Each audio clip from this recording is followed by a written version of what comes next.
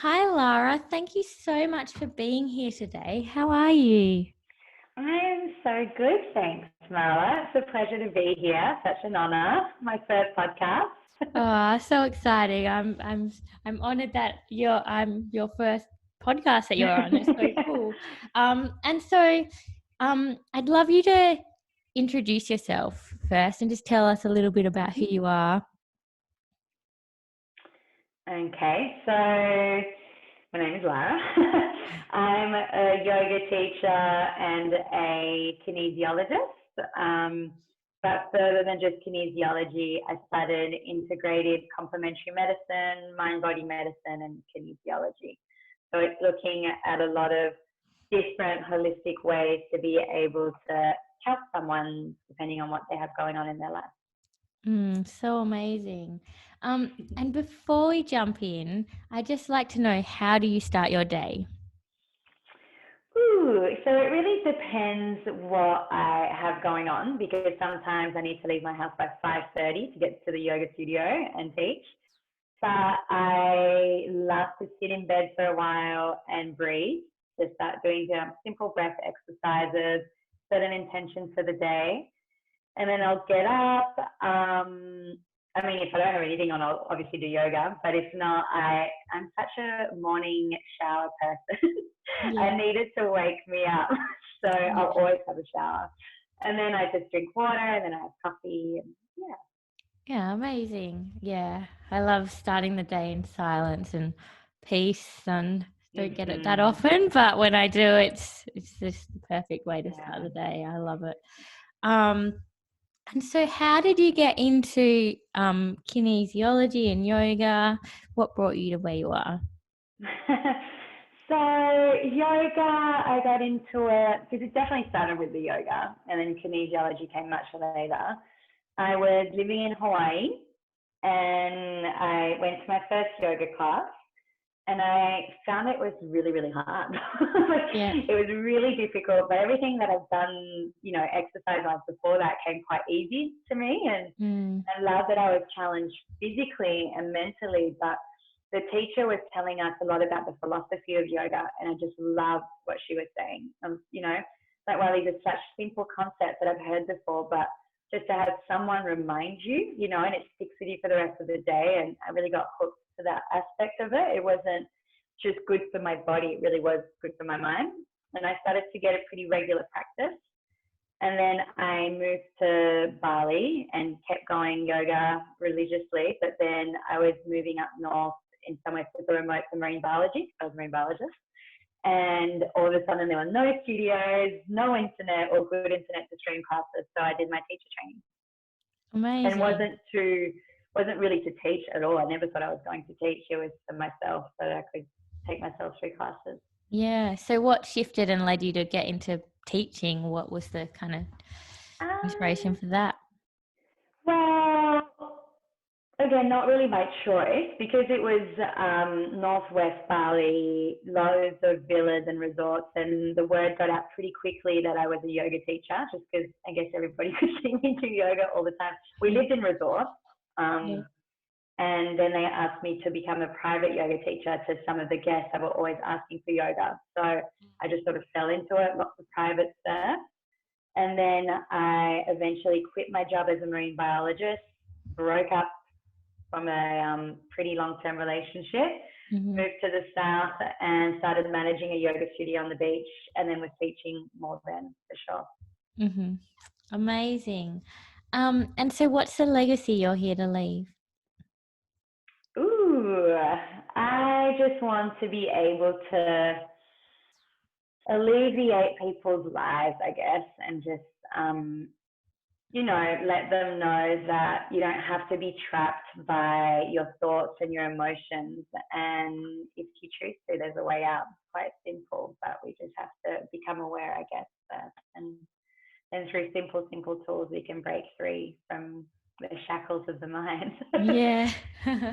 And so tell me about kinesiology. What is kinesiology to start with? Yeah, great question.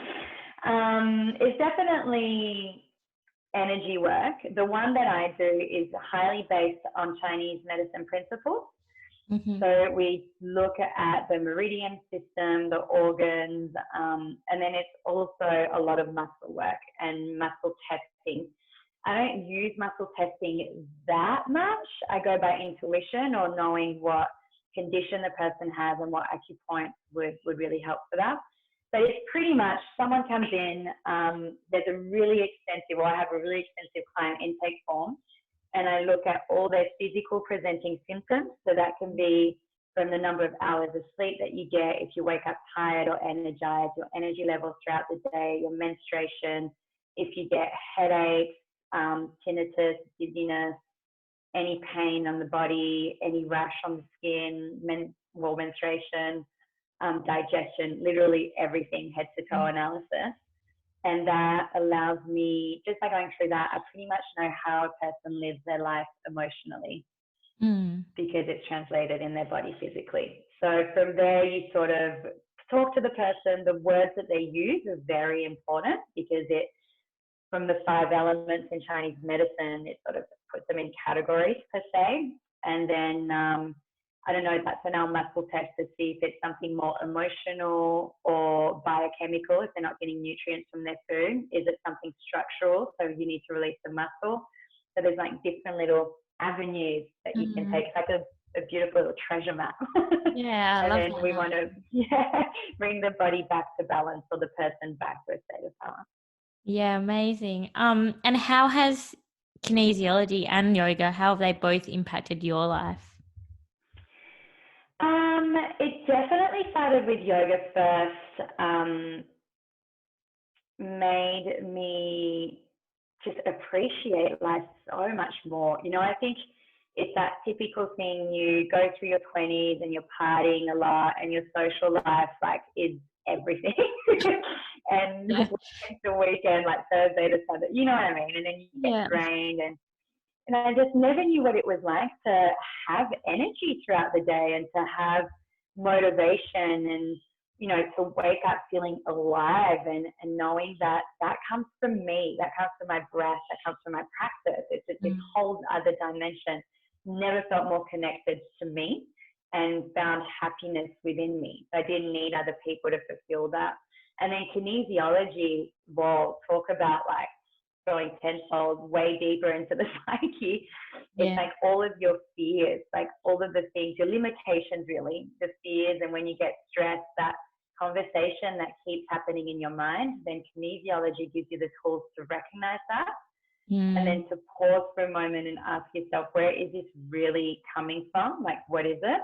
And then through that awareness, you can change it. You can move past it. You can move forward.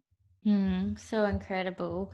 And so what is the connection then between like our thoughts and emotions and our physiology? Okay. All right. This might take a little while. That's fine. The way that I would explain this in clinic, there's sort of 2 ways that you can look at it. Chinese medicine point of view. So you may have heard of the 24-hour Chinese clock, and it goes in 2-hour increments, and we go through all of the meridian systems, which is really the elements. So every element, you can think fire, earth, metal, water, wood, has 2 meridian channels, one yin, one yang, and they're both associated with organs. And in a Chinese clock, it's going to tell you, okay, well, from this time to this time, you're supposed to wake up in the morning and you're supposed to have a bowel movement and you should meditate. And then from this time to this time, you should eat because you're ready to digest your food. And it just goes in this beautiful flow, really. But every organ and every meridian is attached to an emotion. So if you're looking at the Chinese medicine system, because we go from organ to organ, channel to channel in this beautiful synchronicity, it's really healthy to have a wide range of emotions throughout the day. You know, one day you're going to, like, throughout the same day, you're going to feel super happy, then excited, then maybe sad, maybe hurt, and then you go back to feeling worthy. You know, like, it's nothing is labeled as good or bad. You want to have a nice flow of emotions. And when you have a flow of emotions, all of your systems are working really well. It's when you get stuck in the one emotion that you can't move past that. When we're stuck in that emotion, then the blood flow gets restricted, the fluids don't move properly, and then there starts to be stagnation. And when there's stagnation somewhere, then disease starts to set in, and that's when it gets manifested in your body. So if you've got shoulder pain, for example, it's metal element, and that's going to be large intestine or lung meridian channel. And if someone's sad, if they've experienced a loss, doesn't matter what type of loss, but they can't move past it, then it might manifest in your shoulder where that line or the channel is flowing. So that's one explanation. Another thing is if we're looking at brain function, so your mind, if we spend all of our lives always in our frontal lobe or our neocortex, which is thinking, intense thinking, all of your thoughts are really based and shaped on past memories and past experiences. Yeah, so if you're always revisiting the past, if you're always going there in your thoughts, what's happening is if you lived an experience that you want to absolutely never feel again, or an event, well then by thinking about it, you are reliving that trauma again and again and again. And your body doesn't know the difference between thought or action. It's like you're actually living that Groundhog Day every single day. And what happens in your body is that you get the same release of stress hormones, so adrenaline and cortisol, and pretty much you live every day in this super hyper-vigilant state of fight and flight. And then over time, if you stay there, then your immune system gets compromised, and you know, your ability to cope is down, and then disease sets in that way. Yeah. And then it manifests in the body. Yeah, I mean, that resonates. That resonates so much for me. And because I have vitiligo on my skin, and it's something that for me, I was always told that it was like caused for no reason. But to me, I very, very strongly believe it was emotional and not to do with not feeling like I belonged, not feeling comfortable in my brown skin. And really focusing on so deeply for so long wanting to be white, and like having this emotional trauma that I was suppressing in my body and in my nervous system, and then it manifested. And like the work I do, we talk about language, emotions, and body, and the links, their interrelationship. And it's like, I don't know a lot about kinesiology, but from what you've shared and stuff, it just They're on par. There's so many different modalities to get to this, which is beautiful. Like if a person can see like someone like you or like me, or even other practitioners, then you can get to the same root cause, which is great. It's just really understanding that whatever you're feeling, they're little alarm bells, and you just really want to be able to listen to that. It's your body telling you something, and there's a reason why. Yeah, totally. I agree so much, so deeply. And so what are some like a simple practices that people could implement to like alleviate some pain or suffering? I know that's quite a general thing, and but if there's something that could be generalized. To be honest, okay, so if you go from everything that I just said about the brain function and living in this frontal lobe, and which is, thoughts and memories, you want to be able to go back to your limbic brain, which is responsible for the autonomous nervous system. And when you're in autonomous nervous system, that's like, everything that you do without thinking. So it's your digestion, it's good menstruation, it's your ability to repair your cells, and all of that. You get there through parasympathetic nervous system, which is breathing, meditating, really starting to prioritize stillness instead of constantly doing. We're in a world these days where we have to be 150% professionally in our relationship, exercise, body's got to look good, you know what I mean? And and then social life, and we're not supposed to cope. We can't cope like that. But if instead you can prioritize stillness and connecting to this beautiful part of yourself, letting go of the past, but just going into the present, the now, which is stillness, then you can shape your future, or start to even visualize what your future might look like. And what about based on memory? What about someone who is really resistant to stillness, or they haven't really meditated much or done that kind of thing? How would they start? Breathe, breathe. So I always say, like, the easiest meditation that you can do and the best meditation you can do is just count your breath. Mm-hmm. You know, just sit down, close your eyes, and just start to count, maybe 4 counts on the inhale, 4 counts on the exhale, 4 counts. And you know, if 4 is pretty easy, then you can make it longer, and then you can get to this really beautiful square. So when you inhale for 4, you hold for 4, you exhale for 4, you hold for 4, and visualize, trace the square as you do it. And you know, that's a pretty nice, easy one, I'd say. But then the mind can also count and think. Yeah, yeah. So and which is so normal, and it's fine. You just got to come back. Okay, come back now. Yeah. It's nice to have that anchor point in there. I think it's really useful. I know I started really slow. I started with when I was first learning to meditate, just with really small increments of time. So I just like slow down for like a minute, and then the next day I do 2 minutes and build up that way, because Yeah, I felt like it was exactly. easy to dive into it. And I really love having an anchor point like you suggested. It's Mm-hmm. so valuable.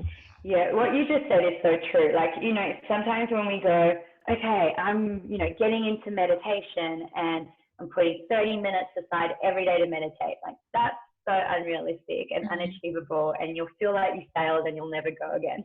Yeah, totally. I talk about this all the time. I'm kind of obsessed with tiny commitments, because I just think it's like what exercise and stuff. If I set out to just start doing like 5K run, I would fail miserably. I would fall. There's no way I would do it. I'd give up. I'd like, it's too hard. But if you like do it tiny, do it really small, and just ease your way into it, then you'll get comfortable. Your your whole mind, body, and soul will adjust to it and trust yourself because you're succeeding. So that's like Mm-hmm. my thing. I just love tiny. 100%. Mm. And it's encouraging, you know. You think, oh yeah, I was able to do that. Yeah, And you want totally. to continue. Yeah. Um, and so what is something that makes you feel really inspired or like your best self? Hmm.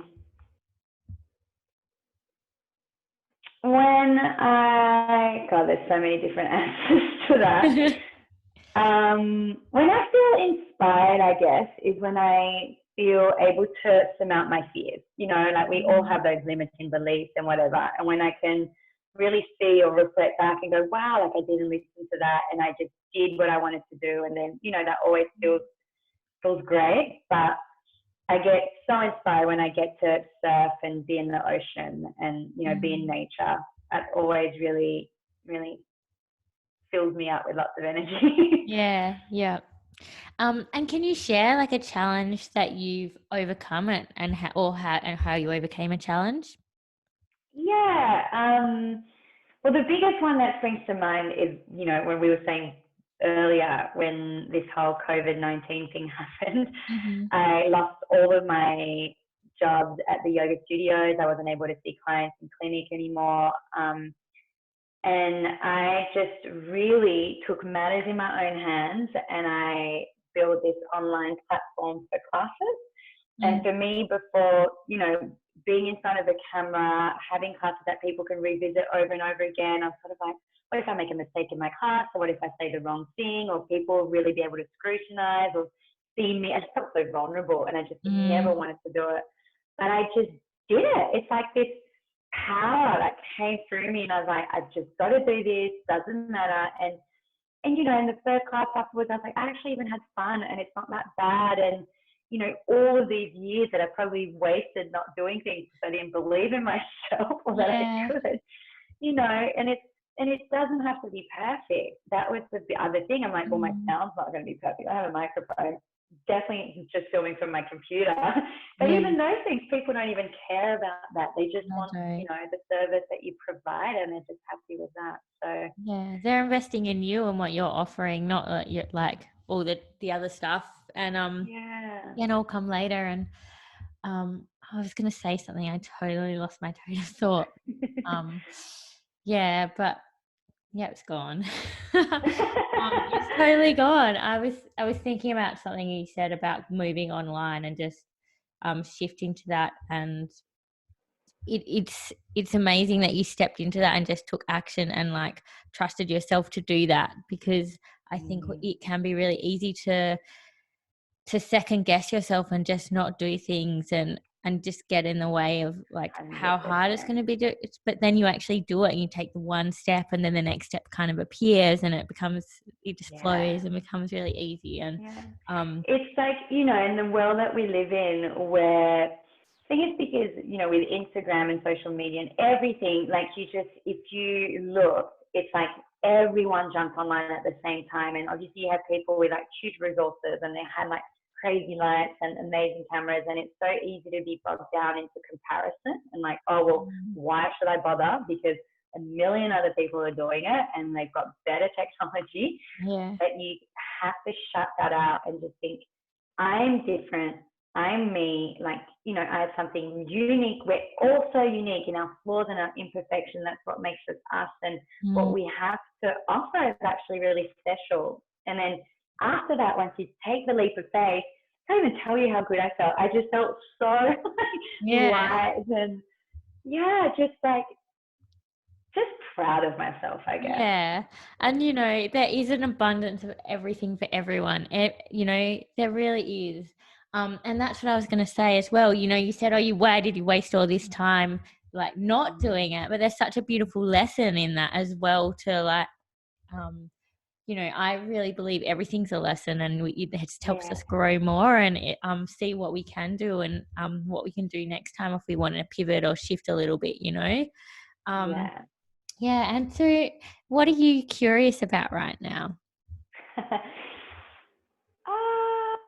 am I curious about right now? Probably a lot of different things. I've been breath, a huge one, like getting into a deeper, stronger pranayama practice, just because of like all of the benefits to your immune system, to changing the brain waves. It's like gateway to meditation. But also maybe even the other thing, culture that I've been researching, kids stuff, so like kids kinesiology, kids yoga, maybe because that's like kind of the stage of my life that I'm starting to think about as well. Yeah. And I think there's a big gap in that market, in that we always think kids are having tantrums or kids are acting out or they're not well behaved, but kids have fears just like we do, and it's understanding that they're trying to communicate their fears to you in a certain way, and how we can help them understand that. Yeah, it's so interesting. I was just reading, there's this lady, Bonnie Harris, and she's a parenting expert, and she was just sent out a newsletter talking about that and how when kids are stressed and they are trying to and they like have a tantrum or are acting out, is because they're trying to control something, they don't know what's happening and they're in fear. And so it's not that they're trying to be bad or naughty, they don't know what's going on and they can't control it, so it's a fear-based reaction. It's really helped me relate to my son and stuff differently and try and look more at his perspective and be more open. It's so interesting. It is really interesting. It's really interesting. And I think, if you know where to look, you can find the information, but it still needs to be, I think, a little bit more public and a little bit more open to help parents, Definitely. And I'm not a parent, so I don't know, but just from what I see around me. Definitely. It's hard. It can be really difficult. And, like for me, I'm someone that's all into this stuff, so I really actively like go out and look for this kind of stuff.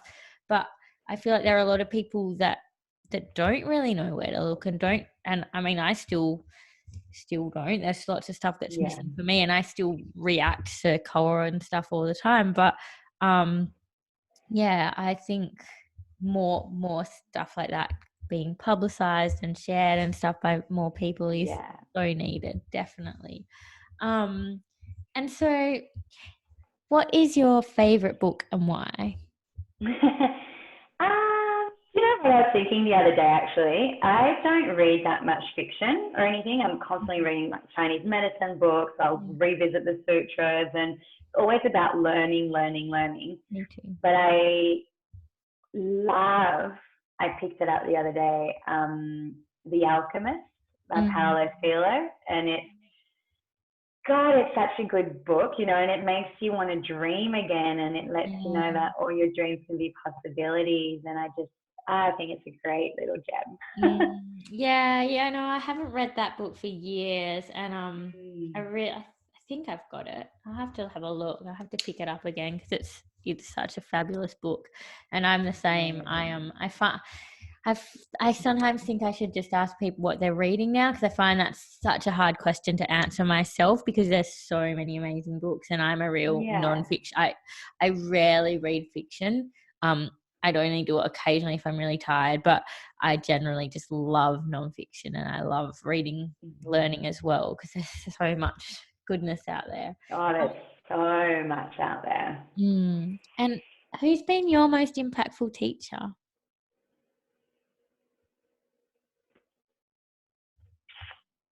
Oh, that's the hardest question.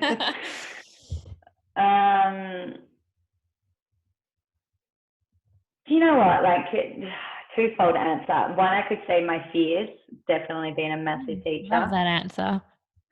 You know, like, you can learn so much when you just sit with it and it's like, what am I scared of? And where does it come from? You know, and you can really decipher and go down the nitty-gritty, and you learn and you grow from that. Because if we don't have that awareness, our whole life is going to be based around fear, and it's paralyzing, you know. So my fears have definitely been my greatest teachers.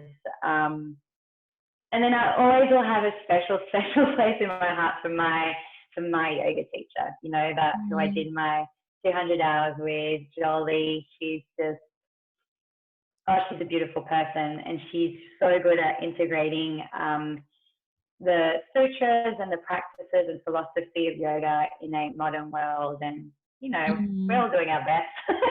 Yeah, definitely. And so what do you wish you'd known when you first started out on this journey? 100% in both the yoga, both the kinesiology, is that notion that you always need to know more, and you always need to learn more, and you don't have enough qualifications, or that is not true. You know more, you know so much more than the students that are coming to see you, you know more than the clients that are coming to see you, and you can help, you know. If we're in this line of work, whether it's yoga or kinesiology, it's really to alleviate some of the stress that someone is going through. And if you can do that, if you can get them to disconnect from the limitations of their thoughts and their mind, then you're doing your job. Yeah, and I feel that's true. You know, in coaching, you always have learned a little bit more than someone else, and can support someone else, and you're always growing, and they're always growing, and so you can always share and teach and help and support people. And I've seen that limiting belief that's come up for me a lot, of always wanting to upskill, and I love upskilling. I love learning new things, and I'm always going to do that, but also coming back to, hang on a second, wait, I know what I know, and I can really help people now, and being in acceptance of where you're at, I think, is for sure so crucial. And is there anything you do differently since all of this? Yeah, since you like starting your journey, yeah. What do I do differently?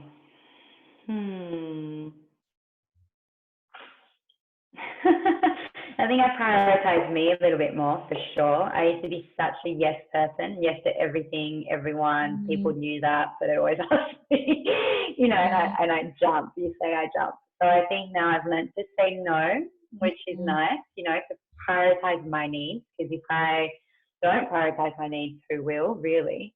And then you don't have anything to share. A bit more, obviously, aware of, you know, you have to heal and feel yourself from the inside out. So the food that you eat, the things that you put on your skin, the thoughts that you entertain. So I think a bit more awareness for sure. Yeah, amazing. And if you could remove all barriers, all constraints, and just work on any project or be known for something, what would that be?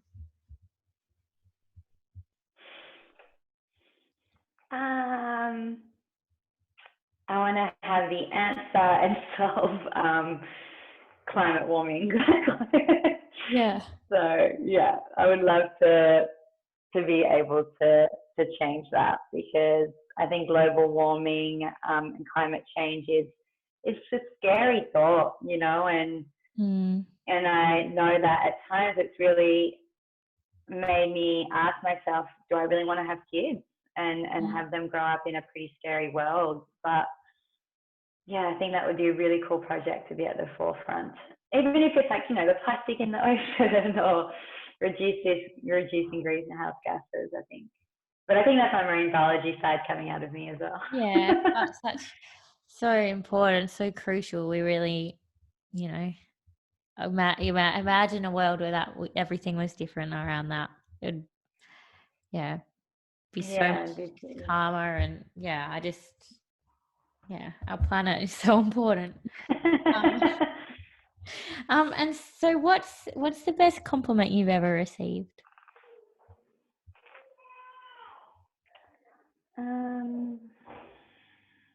Someone once, and that was just from like nothing. It was just a simple meditation. It was simple breath. Didn't do yoga class or anything like that. And I used to be a fly in, fly out yoga teacher at this luxury dive resort in Sulawesi. And this woman, she's a blood doctor in Canada. She's, you know, PhD. She's at the forefront of the research, goes to Africa and helps a lot of, you know, of kids. And anyway, she's amazing. And she was just so stressed and so burnt out. And she actually stopped diving.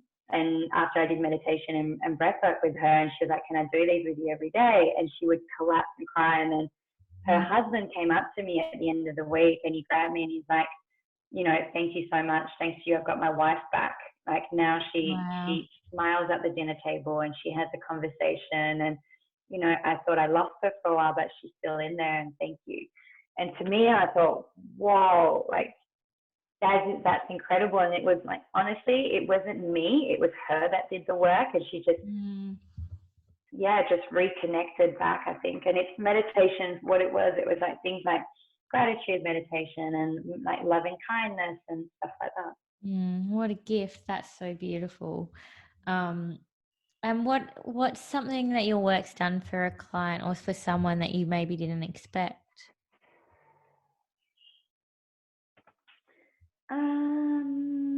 The other day, this client that I had came in and he said he had been suffering with chronic neck and shoulder pain on the one hand side for 16 years, and he could never get rid of it. And he has this tick where he always rubs here. And after about 3 sessions, all gone. Like and it's been like, you know, it's been a couple of months now where he hasn't felt that pain again, and it hasn't come back. And it was definitely all emotional. Amazing. Emotions. I love working in a space of emotions because they're just, such deep work. That's so incredible. And, you know, it's not to say like probably he would have had tightness or something physical, inflammation, but every time he had those recurring thoughts, that's where it goes. You know, it looks for that little place of weakness, and it just it just stacks on top, and then it just gets pushed deeper and deeper and stacks and stacks. And what does elevating your life and soul mean to you? Elevating my life and soul for me means just to try and live the best version of myself every day. You know, and it doesn't look the same every day. There's ups, there's downs. But if I can always come back to what's true to me and my place of truth, then I think that I'm doing okay. Yeah, beautiful. I love it. And is there anything that you wish I'd asked that I didn't, or any final thoughts that you'd love to share? No, I think you've definitely covered a lot. Thank you. It's been amazing.